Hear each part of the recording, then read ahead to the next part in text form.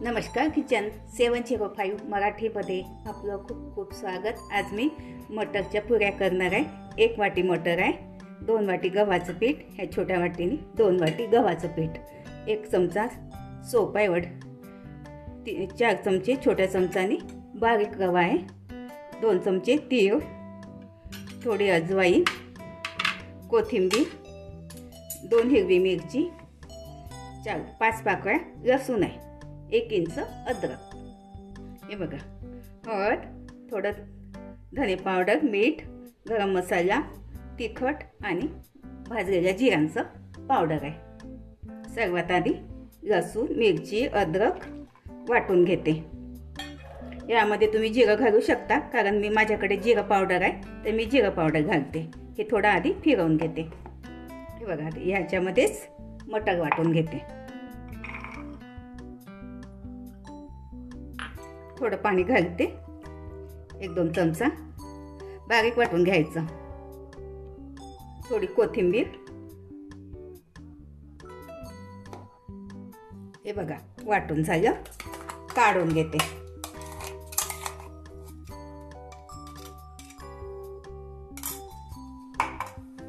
बघा, याच्यामध्ये अजवाईन घालते, चोळ, तीळ घालते, छोट्या चमचाने 2 चमचे आहे, बारीक रवा छोट्या चमचाने 4 चमचे आहे। हे बघा, ह्या छोट्या चमचाने 4 चमचे रवा, बारीक रवा घ्यायचा।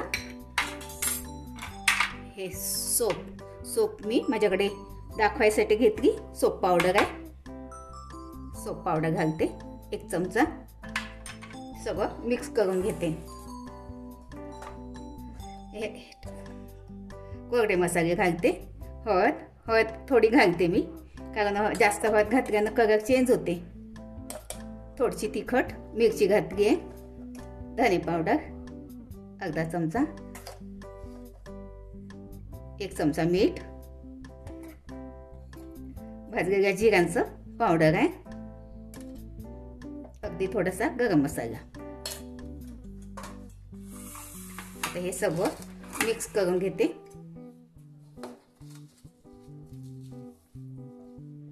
हे बघा, यामध्ये अर्धा चमचा तेल घालते, या चमचाने 2 चमचे।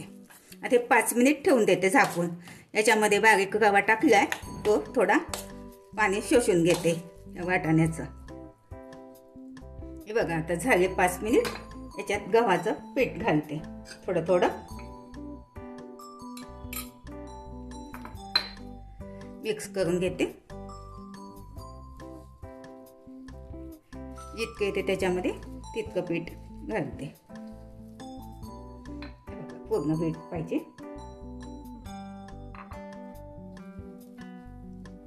हे बघा, तेल याच्यातच झालं। हे थोडं वाटणचं पाणी आहे, हात घेते मी।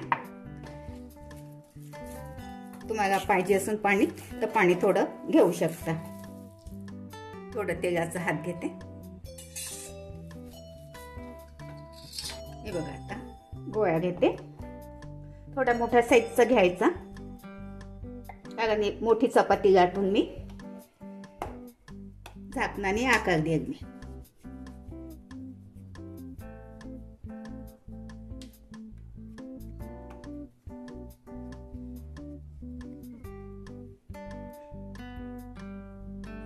हे बघा, लाटून घेते।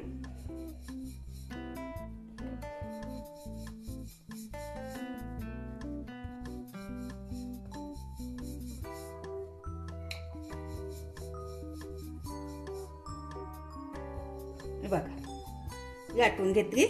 खूप पातळ नाही लाटायची, थोडी जाडच ठेवायची। बघा, झाकण आहे माझ्याकडे, झाकणाने काही पण घेऊ शकता, ग्लास, झाकण, तुम्हाला जो साईज पाहिजे तो साईज घ्यायचा।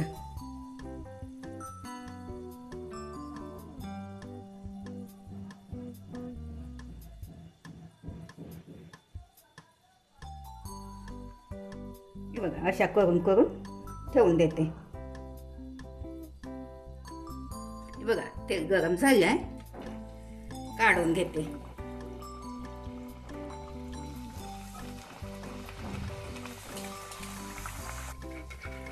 असं थोडं तेल घालायचं। बघा माझं चॅनल प्रथमच बघत असाल चॅनलला सबस्क्राईब, बाजूला बेल आयकॉन क्लिक करा. त्यामुळे काय होईल, माझी नवीन नवीन रेसिपी तुमच्यापर्यंत पोहोचते. हे बघा झाले आता.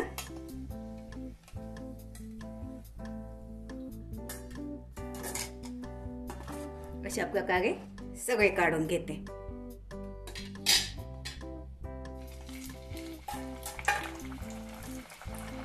हे बघा मटारच्या पुऱ्या श्रीखंड सोबत, सॉस सोबत, दह्यासोबत, कशासोबत पण खाऊ शकता. लहान मुलांना टिफिनमध्ये पण देऊ शकता तुम्ही. हे बघा छान मस्त पोकळ पोकळ छान पुऱ्या झाल्या.